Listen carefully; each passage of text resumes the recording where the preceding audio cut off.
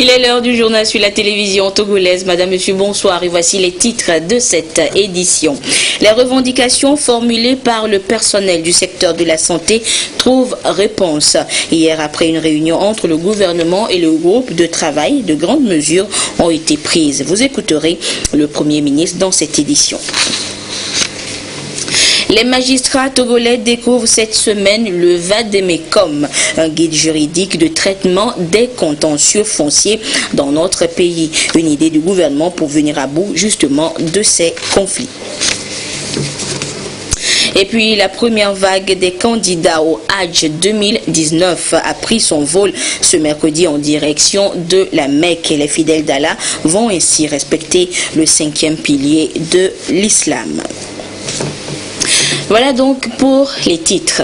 D'abord, sachez que le Conseil des ministres s'est réuni ce mercredi au palais de la présidence de la République sous la conduite du chef de l'État, Faure Esozimna Nyazingbe. L'essentiel de ce conseil est présenté par le ministre en charge de la communication, Folibazi Katari.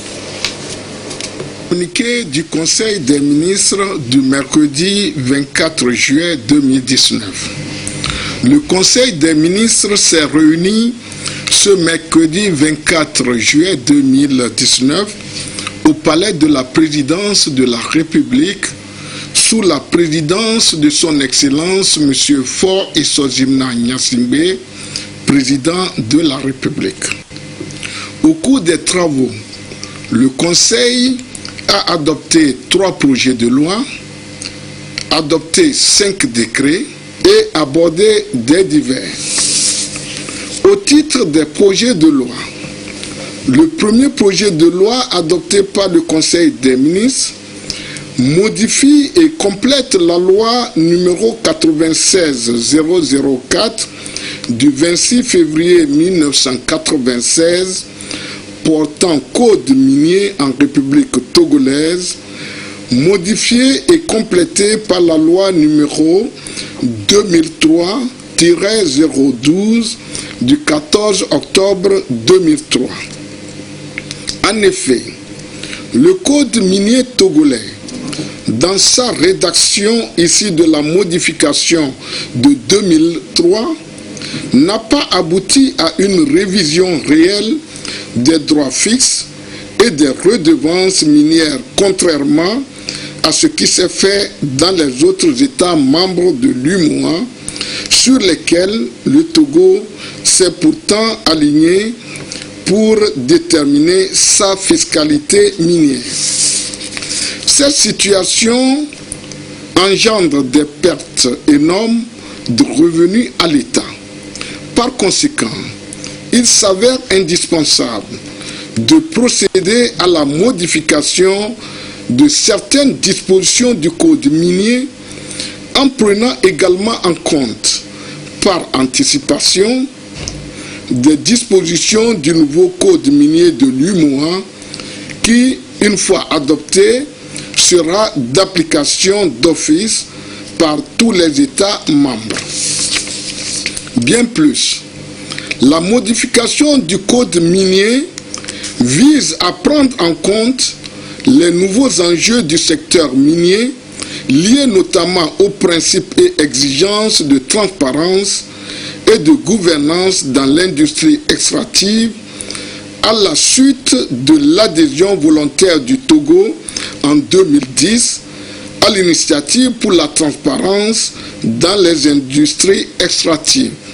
La modification introduit dans la liste des définitions les nouveaux concepts retenus par le code minier de l'UMOA et renforce les sanctions prévues en les alignant sur les dispositions du nouveau code pénal afin de dissuader les activités illicites dans le secteur.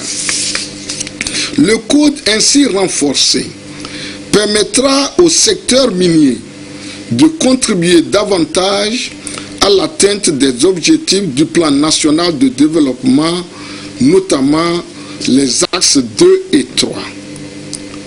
Le deuxième projet de loi, adopté par le Conseil des ministres, porte autorisation de la ratification du protocole à la Charte africaine des droits de l'homme et des peuples relatif aux droits des personnes âgées, adopté le 31 janvier 2016 à Addis Abeba. Le protocole vise à inciter les États parties à adopter des politiques et prendre des mesures devant permettre aux personnes âgées de jouir pleinement de leurs droits sur un pied d'égalité avec les autres membres de la société.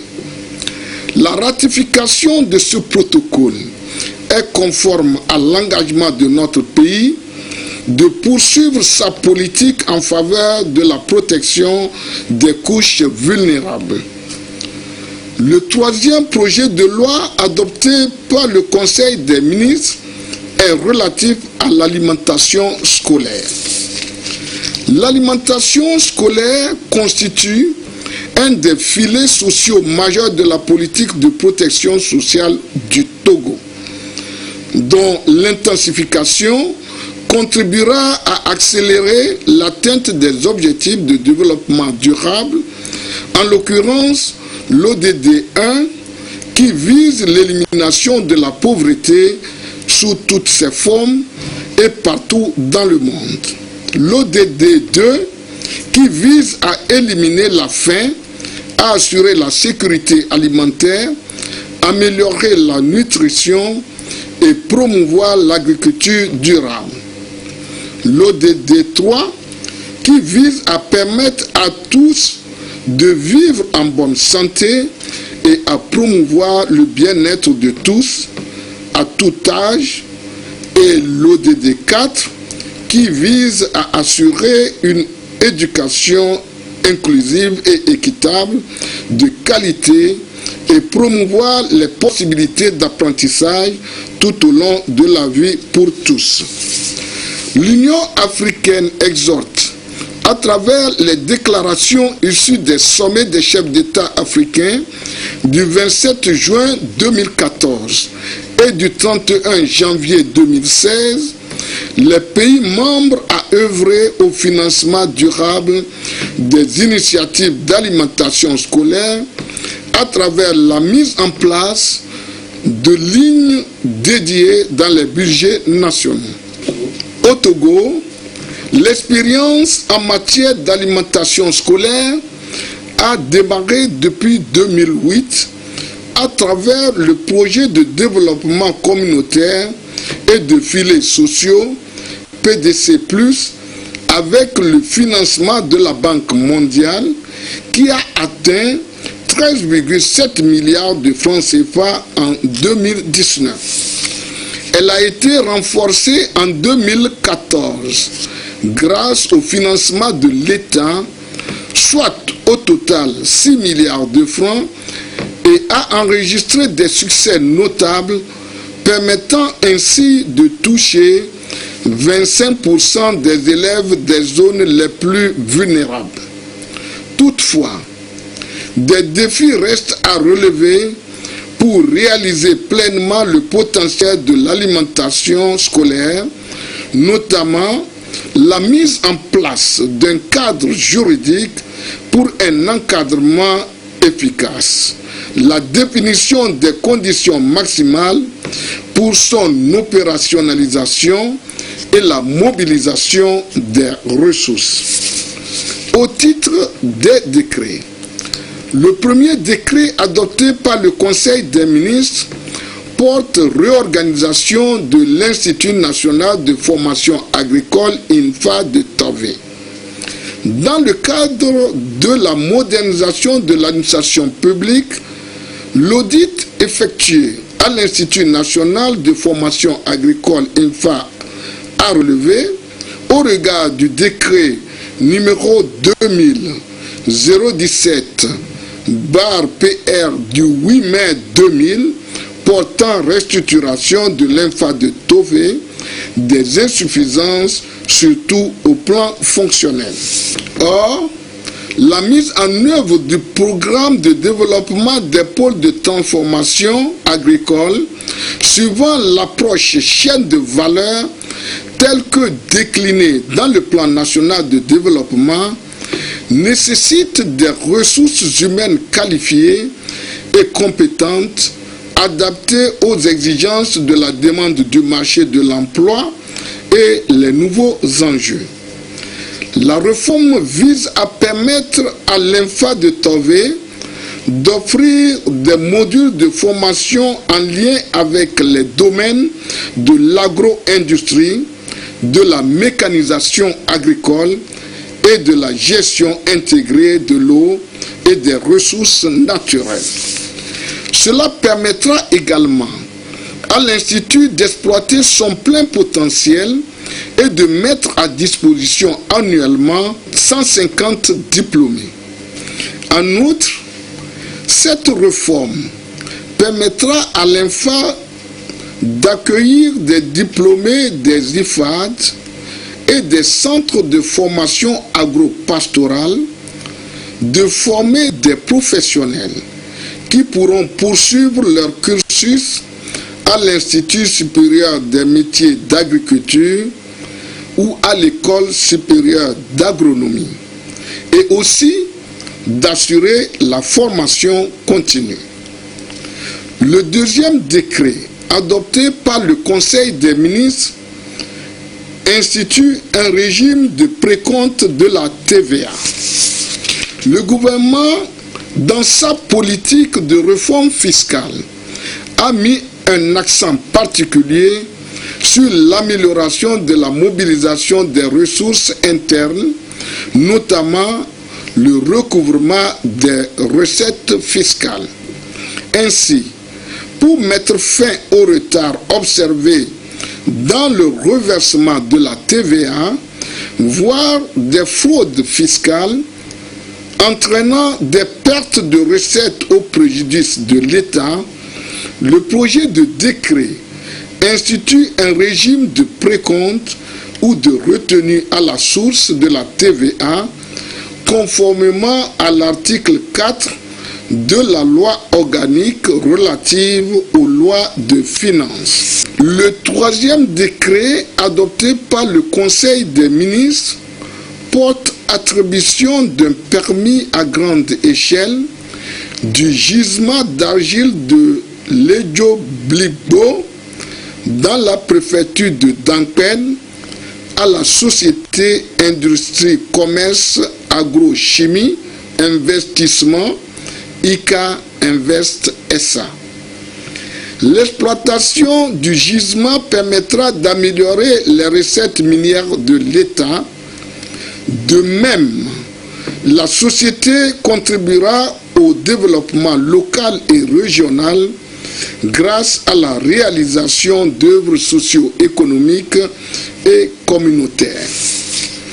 Le quatrième décret, adopté par le Conseil des ministres, fixe la date des élections partielles de conseillers municipaux des communes Oti Sud 1, Bassar 4, Wawa 1, Zio 4 et AV 2 et porte convocation du corps électoral pour les dites élections partielles. Les élections ont lieu dans les 30 jours suivant la date de la décision d'annulation par la Chambre administrative de la Cour suprême. Cette décision prenant effet le 18 juin 2019, la date des élections partielles est fixée au 15 août 2019. Le cinquième décret, adopté par le Conseil des ministres, porte ouverture et clôture de la campagne électorale pour les élections partielles des conseillers municipaux du 15 août 2019.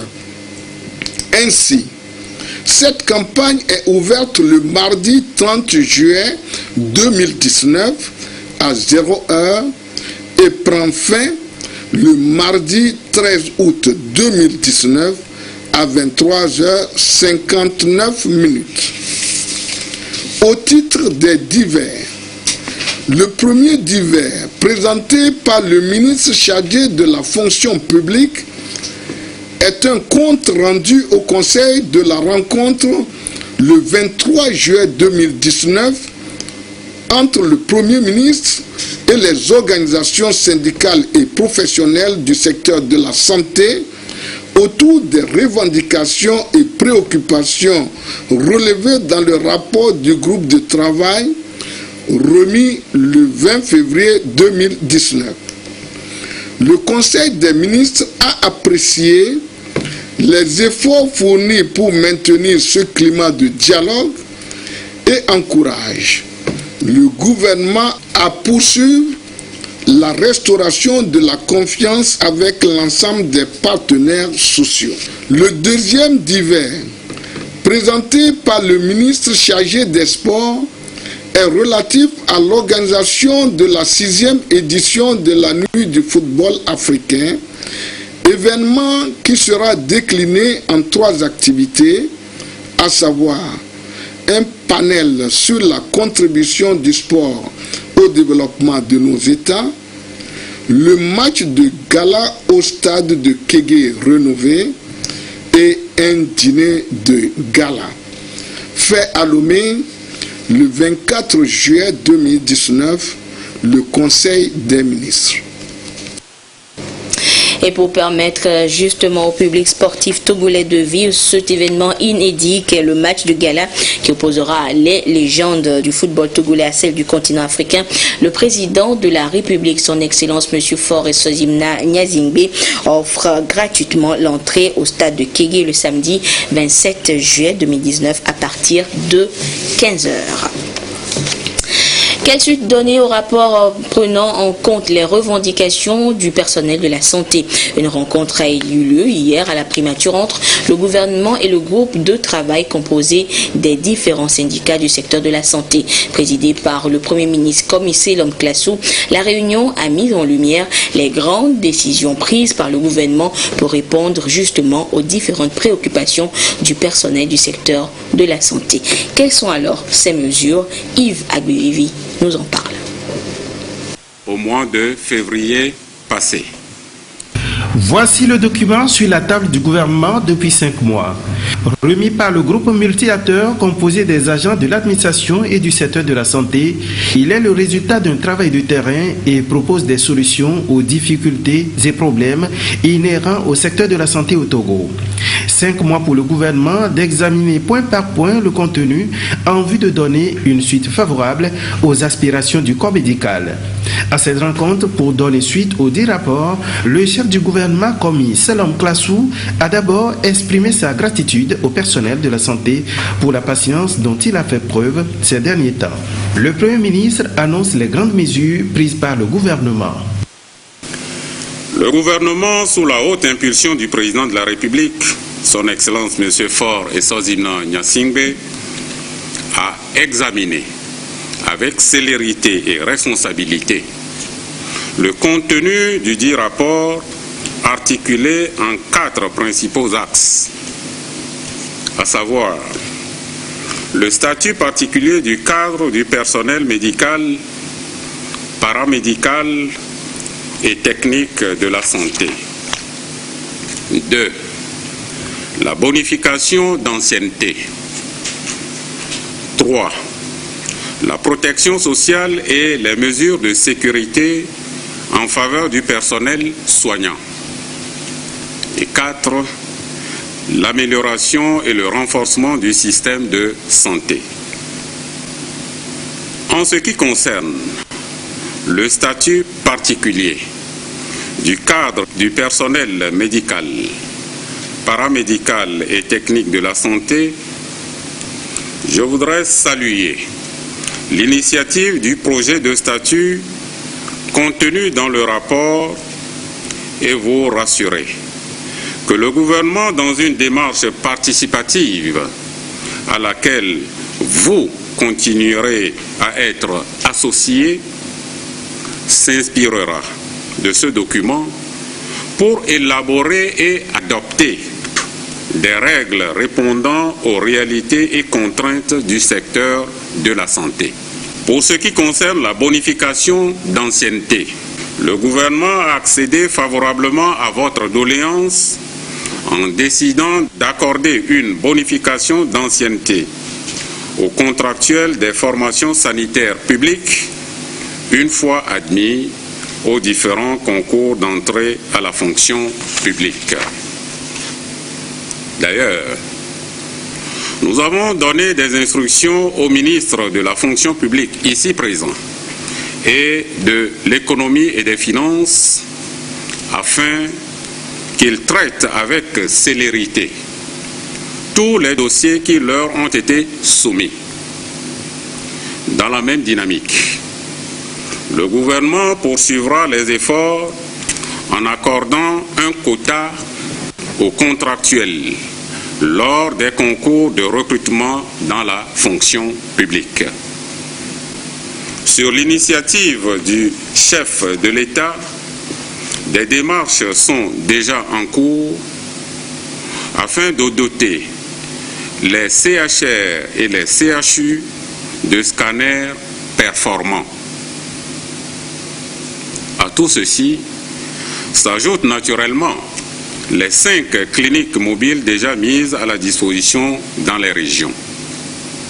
D'autres grandes décisions du gouvernement trouvent leur aboutissement dans l'ambitieux plan national de développement lancé le 4 mars dernier. Le secteur de la santé étant un maillon essentiel du mandat social du chef de l'État, la protection sociale et les mesures de sécurité en faveur du personnel soignant sont entièrement prises en compte dans l'axe 3 du PND. Un axe urgent dont les fruits sont déjà palpables sur le terrain par la construction, la réhabilitation et l'équipement de 79 formations dans les 6 régions sanitaires. Le gouvernement entend, dans la même perspective, renforcer les plateaux techniques des différentes régions sanitaires et leur doter de scanners. À ce sujet, les démarches sont suffisamment avancées et le chantier de l'hôpital Saint-Péregrin en est une parfaite illustration. Des mesures idoines que le gouvernement entend, accompagnées par l'extension du système de l'assurance maladie au-delà de l'INAM et de Scolassure qui font déjà leur preuve pour le bien-être des populations. Dans sa déclaration, le gouvernement opte pour une approche holistique et mise sur le capital humain. En vue de doter les centres de soins en personnel qualifié, des écoles paramédicales ont été ouvertes dans chaque région. De même, le secteur de la santé bénéficie d'efforts constants en matière de recrutement. À cet effet, je voudrais annoncer ici même que les résultats du dernier concours de recrutement seront proclamés dans les brefs délais. En outre, le gouvernement étudie la possibilité d'un autre concours de recrutement en faveur du secteur de la santé. Concernant les autres préoccupations spécifiques que vous avez exprimées relatives à la protection et à la sécurité du personnel soignant, le gouvernement y accordera toute l'attention requise. Ceci dans un esprit de concertation et de dialogue soutenu. Tous ces acquis ne peuvent se pérenniser et se renforcer que dans un climat de paix, de sécurité et de stabilité, climat auquel chacun de nous est appelé à contribuer pour que nous soyons tous bénéficiaires de l'émergence de notre pays, le Togo. Le gouvernement vient ainsi de donner suite aux revendications et préoccupations du personnel de la santé et rassure de son entière disponibilité à continuer le dialogue. Le Premier ministre, commis Selon Klassou, insiste sur la retenue des uns et des autres pour préserver le climat de sérénité en vue d'accompagner la réalisation du plan national de développement. Après donc 5 mois donc après la présentation du rapport du groupe de travail du secteur de la santé, le gouvernement donne une suite favorable aux revendications du corps de la santé. C'était hier donc à la primature en présence des membres du syndicat du secteur et d'importantes décisions ont été annoncées par le chef du gouvernement. Vous l'avez donc suivi et ces annonces ont été suivies de débats. Le résumé des travaux avec Ekoui Salah. Voici le document qui a fait l'objet d'études par le gouvernement 5 mois durant. Un rapport d'une centaine de pages produit par les syndicats du secteur de la santé avec pour objectif l'amélioration du secteur de la santé. D'importantes décisions annoncées ici par le chef du gouvernement, comme M. Lomklassou, en réponse aux revendications posées dans ce rapport, ont suscité de débats. Pendant que certains syndicats émettent des réserves par rapport à ces annonces, d'autres les accueillent favorablement. Le président du groupe de travail sur le secteur de la santé espère que ces mesures ne tarderont pas à être exécutées. Nous allons écouter le gouvernement et nous allons retourner rendre compte à la base par rapport à ce qui a été dit. Et la base appréciera par rapport à ce qu'on nous a dit aussi. Ce qui est bien à savoir, c'est que le gouvernement a dit qu'il fait ce qu'il dit et qu'il dit ce qui doit être fait. Et que dans les jours à venir, ils auront à proclamer les résultats et à organiser à la suite un concours pour recruter encore dans la santé. Dans ces échanges, le ministre de la Santé est revenu sur les efforts qui se font sur le terrain pour l'amélioration des conditions de vie et de travail, mais aussi des soins de santé au Togo. Pour ce qui est des équipements, quand on prend l'imagerie en médecine, on sait qu'il y a 3 niveaux.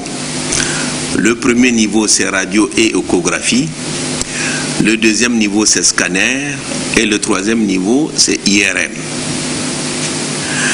Bien évidemment, tout le monde ici sait que il ne faut pas faire le deuxième niveau si on n'a pas le premier niveau performant. Le chef de l'État, lorsqu'il a pris la décision de scanner, il nous a instruit de nous assurer que chacune des entités est dotée de radio et d'échographie correctes. Et c'est ce qui fait qu'en ce moment même, on est en train d'installer la nouvelle radio à Kara. Sokodé n'a pas de problème de radio. Atakwame n'a pas de problème de radio. Dapan et le CHU-SO ont des problèmes de radio. Et là, le processus est engagé pour les doter de radios nouvelles et performantes.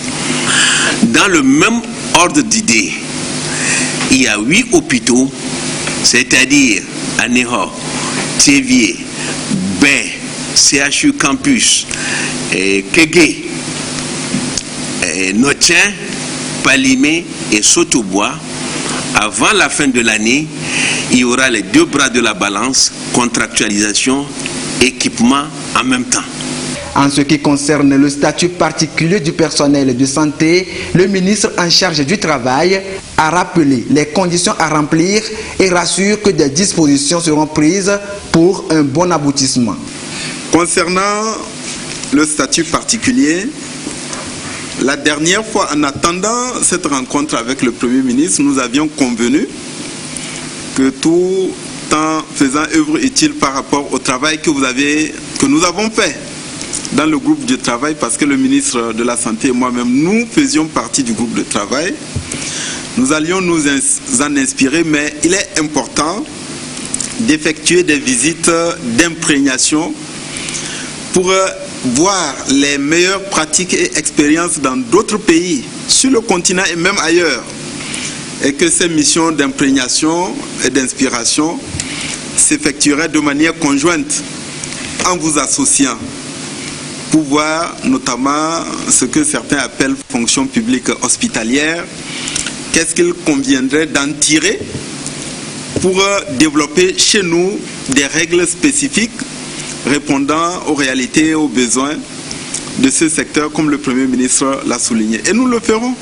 Les discussions vont se poursuivre entre les 2 parties en vue de mener à bien les déclarations du gouvernement dans une approche participative. Le Vademecum est un nouvel outil de règlement juridictionnel des contentieux fonciers au Togo et le document fait l'objet de vulgarisation nationale depuis quelques jours.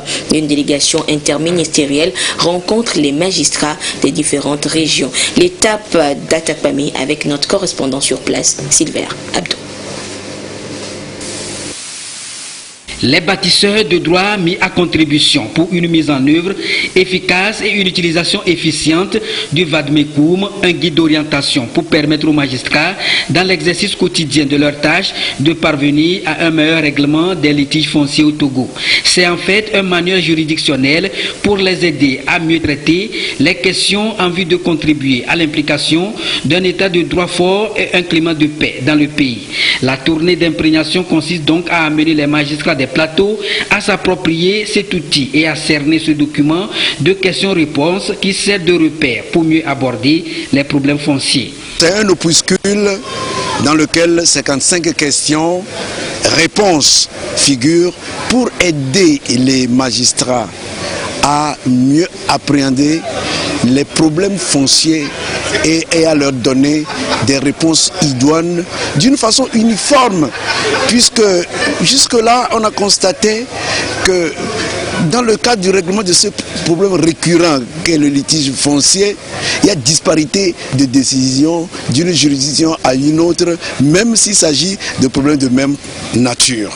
Donc l'intérêt de la chose, c'est de les amener à s'approprier le contenu de ce document et à savoir qu'il y a un grand pas qui doit être fait par le praticien du droit dans le règlement juridictionnel de ces litiges-là. Vous savez, le problème des terrains, c'est un casse-tête chinois pour tout le monde. Tout le monde est concerné.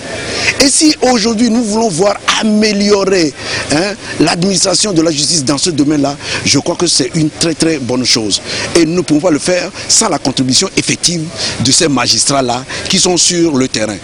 Il s'agit donc pour les magistrats de conjuguer les efforts pour bâtir un Togo émergent destiné à contribuer à la mise en œuvre du plan national de développement PND en transformant structurellement l'économie nationale.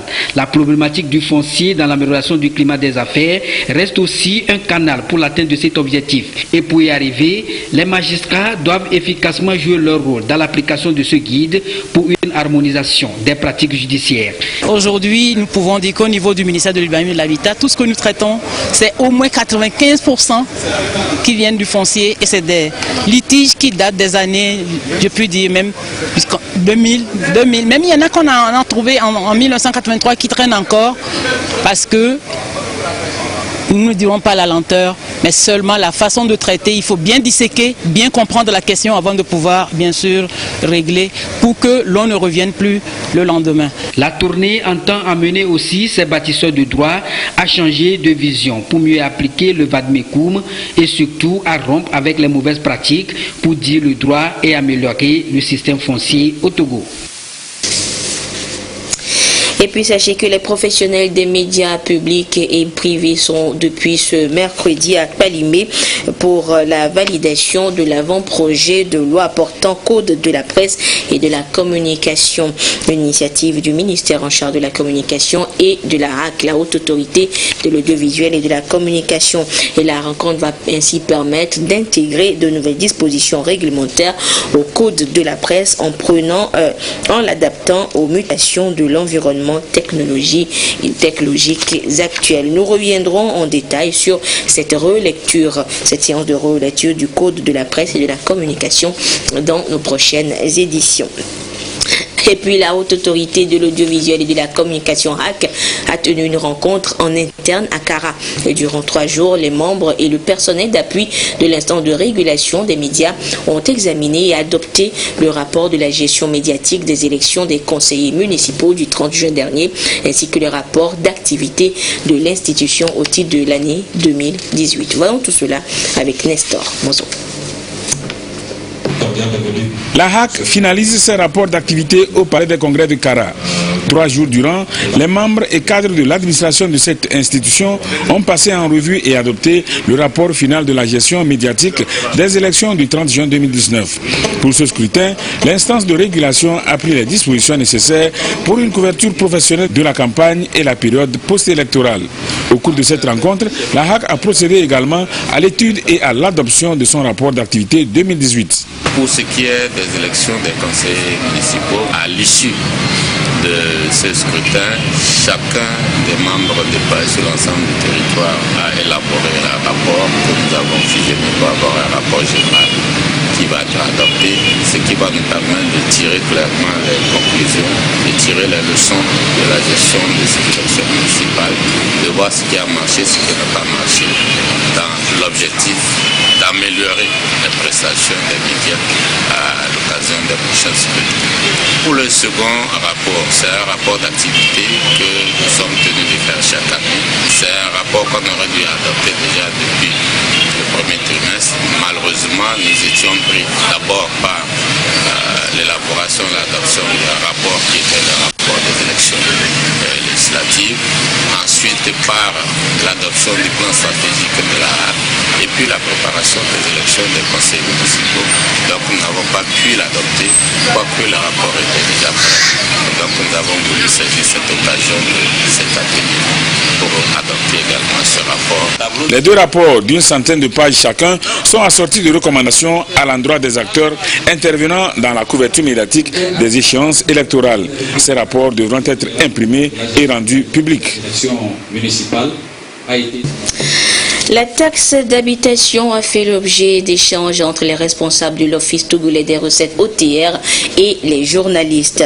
Une taxe qui existe depuis plus de 20 ans dans notre pays et dont l'Office veut renforcer le recouvrement. Les précisions avec Luc Assis. Instituée depuis 1998, la taxe d'habitation est due par tout ménage disposant ou jouissant d'une habitation. Elle est entièrement reversée aux collectivités locales dès son recouvrement qui devrait s'en servir pour satisfaire les besoins exprimés par les populations à la base. La taxe d'habitation est donc payée aux caisses du service des impôts territorialement compétent duquel dépend le lieu de situation de l'habitation. En effet, la taxe d'habitation est due par les ménages et les ménages qui disposent de moyens. Alors, elle est nivellée tenant compte de la capacité contributive de chacun. Elle parle de 2 000 par an jusqu'à 100 000 par an. 2 000 par rapport à ceux qui habitent une pièce et 100 000 par rapport à ceux-là qui habitent des maisons à étage. Et le législateur a essayé aussi d'exonérer certains citoyens qui ne doivent pas payer ces taxes, notamment les invalides, les indigents, ceux qui n'ont pas de moyens, les retraités, ceux qui ont l'âge de plus de 55 ans et les retraités ne doivent pas payer la taxe. Les élèves, les étudiants, les chômeurs ne doivent pas payer aussi la taxe d'habitation. Dans le cadre de la décentralisation, les collectivités territoriales auront besoin des ressources pour gérer indépendamment le développement des communes qu'elles auront à gérer. Destinés à la gestion des collectivités locales, les fonds de la taxe d'habitation serviront davantage de ressources de base pour l'assainissement des nouvelles communes qui sont en train d'être mises en place. C'est lui qui sert à l'enlèvement des ordures, sinon de façon globale à la gestion des ordures ménagères. Donc partant de la collecte, du transport et du traitement de ces ordures ménagères, c'est le produit de cette taxe d'habitation qui va servir. Ce produit également va servir à assurer l'assainissement de la localité. Si nous n'avons pas de mobilisation suffisante de cette taxe, le développement de la collectivité va en souffrir. Pour preuve, si vous voulez, on peut donner le cas de la commune de Lomé. Aujourd'hui, bien sûr, émiettée, mais pour l'année 2018, cette commune a dépensé 4,426 milliards dans le domaine de gestion des ordures ménagères. Alors que ce que l'OTR a reversé entièrement, puisque l'OTR ne regarde rien après le recouvrement, verse les 100% aux communes, s'élève à 354 714 118 francs. L'Office togolais des recettes OTR n'est que le canal de recouvrement de cette taxe au profit des collectivités territoriales. L'Office togolais des recettes est créé en 2012 avec pour mission une mission principale de collecte des taxes et des impôts pour l'État central, mais également une mission de collecte des taxes pour les collectivités territoriales, dont la taxe d'habitation fait partie intégrante. Donc, dans ce sens, comme par les années passées, nous avions procéder à ce recouvrement. Et comme cette année, nous voulions accentuer le recouvrement de cette taxe. Tous les citoyens qui s'opposeront au paiement de cette taxe n'auront pas accès aux services d'état civil, mariage, légalisation des dossiers, entre autres. Et vous aurez donc les explications sur cette taxe d'habitation dans votre magazine Le Contribuable, à suivre donc en direct sur la télévision togolaise à partir de 21h avec Prudence Zinsou et son invité, le commissaire des impôts à l'Office togolais des recettes OTR. Par voie de communiqué, le ministre de la Défense et des Anciens Combattants dit ce qui suit. Les candidats admissibles au concours d'entrée au collège militaire Yadema de Chichao et dans les Prytanées militaires de la sous-région session 2019, dont les noms sont à consulter dans le quotidien national Togo Presse, sont priés de se présenter à l'état-major général des forces armées et togolaises ou dans les brigades de gendarmerie des chefs-lieux des régions pour compléter leur dossier par les relevés de notes du CEP2 et du BEPC. Se rendre au centre hospitalier des armées de Lomé ou dans les centres médicaux des armées, des secteurs militaires de Temeja, Sokodé, Kara et d'Apaon pour effectuer leur visite médicale d'aptitude du 29 juillet au 3 août 2019. Les relevés de notes doivent parvenir au plus tard le 5 août 2019 et aucun dossier ne sera accepté passé ce délai. Pour tout renseignement complémentaire, s'adresser à l'état-major général des forces armées togolaises, division formation à Gouanivé, au BEP 938 Lomé, au téléphone 22 50 11 61, les postes 28 03 ou 28 05. Je vous le disais également en titre, la première vague de pèlerins a pris son vol ce mercredi en direction de l'Arabie Saoudite pour le Hajj 2019. Et les fidèles d'Allah vont ainsi accomplir les rites du 5e pilier de l'islam. L'Université de Lomé a remporté le premier titre de la phase nationale des championnats scolaires et universitaires en battant à la finale du football féminin son homologue de Kara sur le score de 2-0. Et de notre envoyé Tiempiotba à Kara où se déroule cette compétition, nous suivons le résumé de la rencontre. Pour arriver à bout de son homologue de Kara maillot vert, l'Université de Lomé en jaune a dû faire montre à cette finale de patience. Les étudiants de Lomé vont prendre le temps de bien scruter les faits et gestes de leurs adversaires pour finir par frapper fort dans la deuxième période. Ce par l'entremise de Mohamed Azimatou pour l'ouverture du score et de Fadoun Boumari qui a inscrit le deuxième but.